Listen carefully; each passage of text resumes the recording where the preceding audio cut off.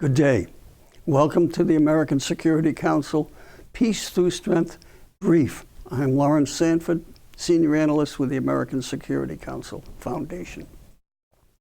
Today's subject is Canada, a northern neighbor, and hence in the formerly world before Trump was considered a very benign and friendly nation.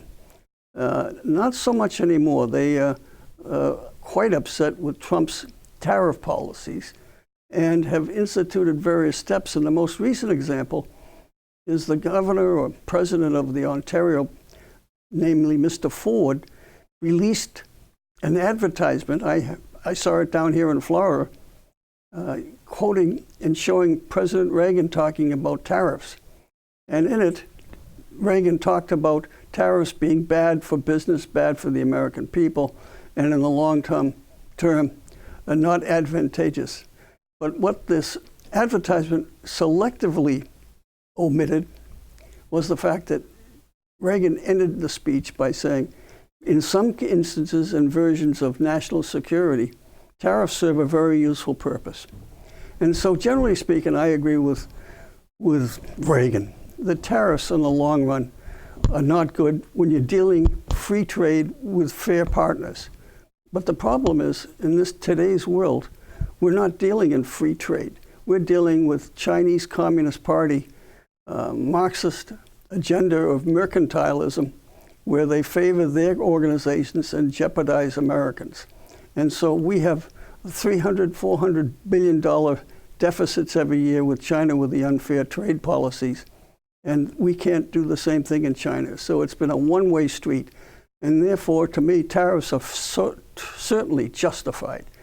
And in Canada, there's been some abuses. North American Trade Agreement allowed American businesses to trade back and forth in Canada and Mexico relatively duty-free. But again, the system was rigged against American workers. So Trump is right again to selectively have tariffs imposed.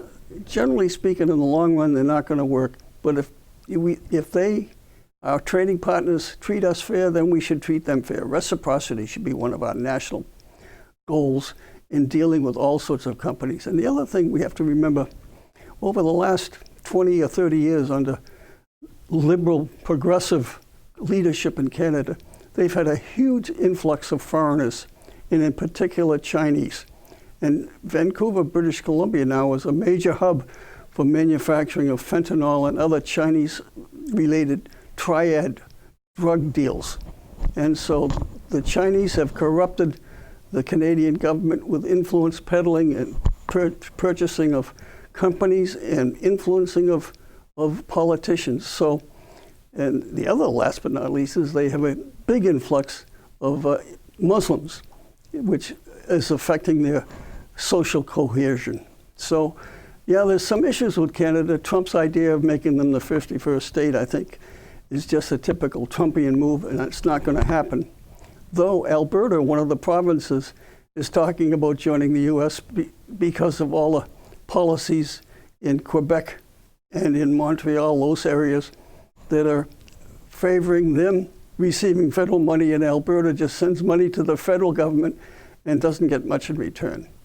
But it's turmoil in Canada, and it's affecting the relations with the United States. Tariffs basically are bad, but as a tool of national security, they can be very useful. And in Canada, we have some issues of national leadership doing things that are not in the interest of America. Good day.